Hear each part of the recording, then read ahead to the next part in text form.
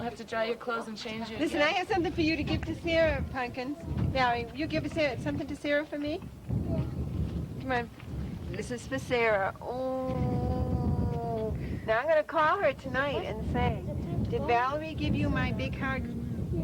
You're going to give it to her? What are you going to say? This is... Good job, Garrison. You're smart with a wheelchair. This is Valerie in Virginia. No, say, this is from Sister Mary Jane for Sarah Jesus. A gusty wind blew a chill across the Navajo reservation hillside where we talked with Sister Mary Jane Ryan and Navajo Velma Spencer. But the view was ever so warming. From here we could see the campus of St. Michael's Center for Special Navajo Children, the center that Mary Jane Ryan, a Franciscan sister, started in 1967, and that the Navajo people now operate and run under the direction of Velma Spencer, who began to work at the center as a high school volunteer. This is a sample of the larger story that the program Proud Moments will tell, of the vision, the spirit, determination, and compassion of these two remarkable women and the Navajo people.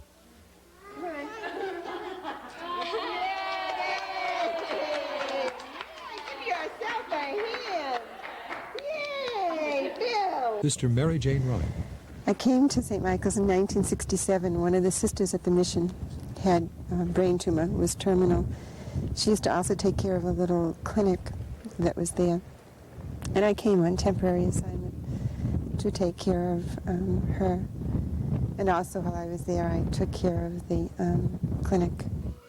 At the clinic, they brought in this, first of all, before I came here, I was a rehab nurse at Kennedy Memorial Hospital in Brighton, which is a hospital that's owned by the Order. And so all of my experience had been with handicapped children. And when I came, was taking care of the clinic, they brought this little boy who had polio. He was about 7 years old, and at that time, I had really never seen a polio because the Salk vaccine had been out. And he had impetigo all over his face.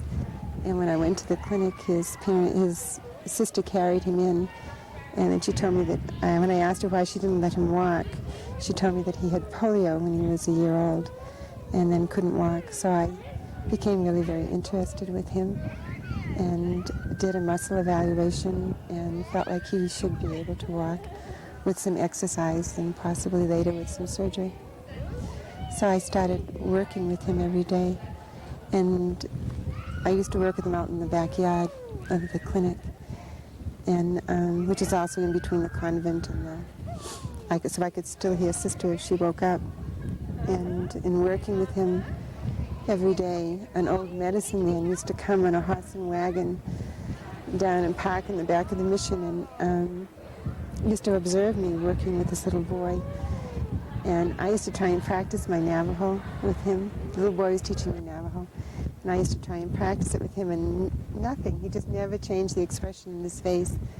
And I worked with the little boy every day, and the medicine man was there no matter what time it was. And finally, the little boy was ready to stand up in between some chairs.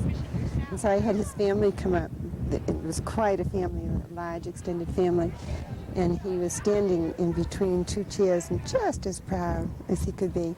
And the medicine man got all excited and started talking in Navajo, and then took off in his horse and wagon and came back that afternoon with his 3-year-old grandson who had cerebral palsy, and through Alvin's family had explained that everybody else who had come to work with these children, the children would be sent off to Phoenix and the families wouldn't see them very often.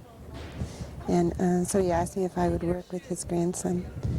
And then the parent of Alvin used to teach as a weaver down at the Arts and Crafts, and she went back and said, you know, there's a sister up at the mission who has my son walking. And so that afternoon, the director of Arts and Crafts asked if I would work with her granddaughter, who was 3 years old also, who had cerebral palsy.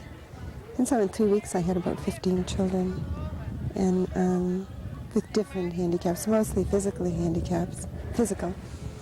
Some were brain damaged or hyperactive. Mainly it was children that looked different that the parents would bring to the clinic. So I set up the clinic to be like a little preschool, and Sister Gregory eventually died, but I felt like I had made a commitment to Alvin that he would be able to walk, and he was standing, and then I felt like my commitment kept growing as more children came. The basis of the Navajo way of life is one of harmony with all humanity, with nature and with earth, and I feel like it has broadened my Christian perspective, and I took on a certain bonding with the earth and with the universe, and it makes me walk a little stronger as a Christian. They have a depth to them that people in an environment with more distractions somehow miss in life, and they've beautified me. People will say, "Well, it's just wonderful. Look at this. Look at these buildings," and the buildings really aren't anything. It's the people.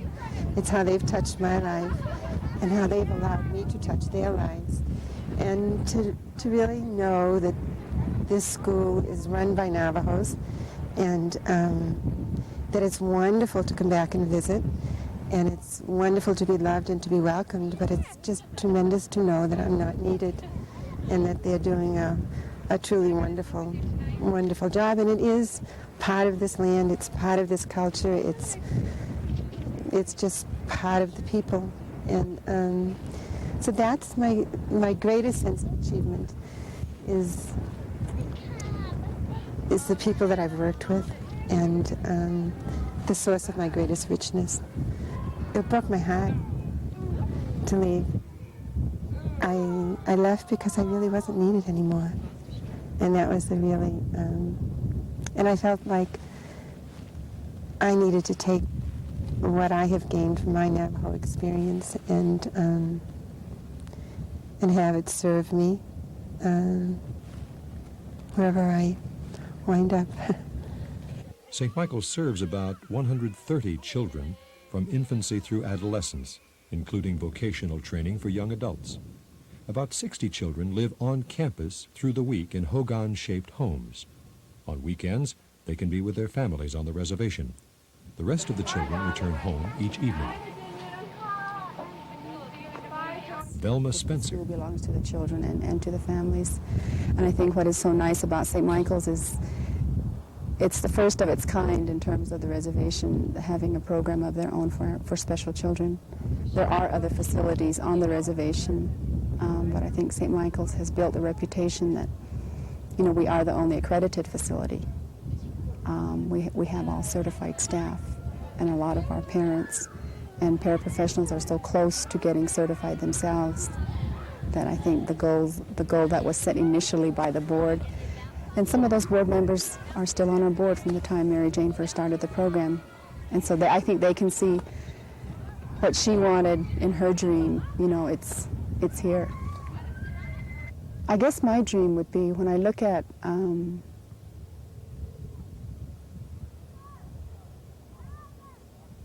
the number of staff that we have, and to see I can't find the word for it.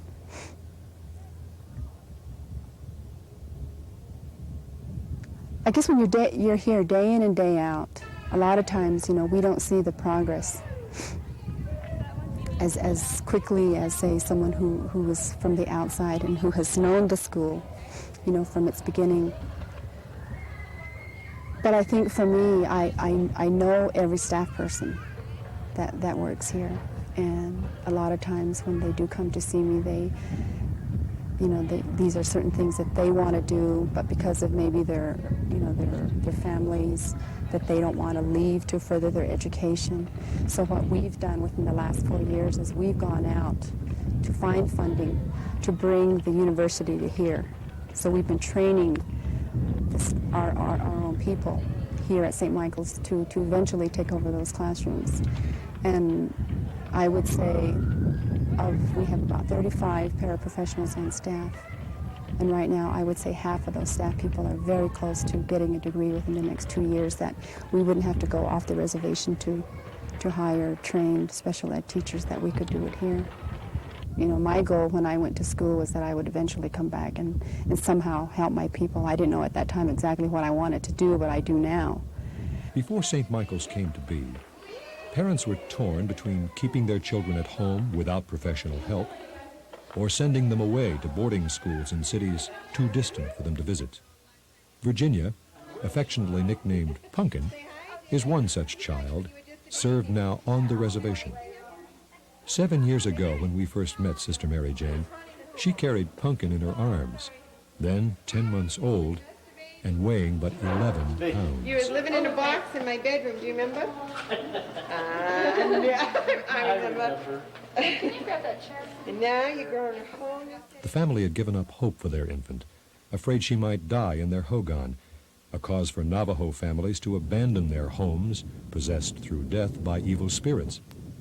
So Mary Jane kept Virginia with her, building her physical strength, her will to live, and now, 7 years later, her capacity to love.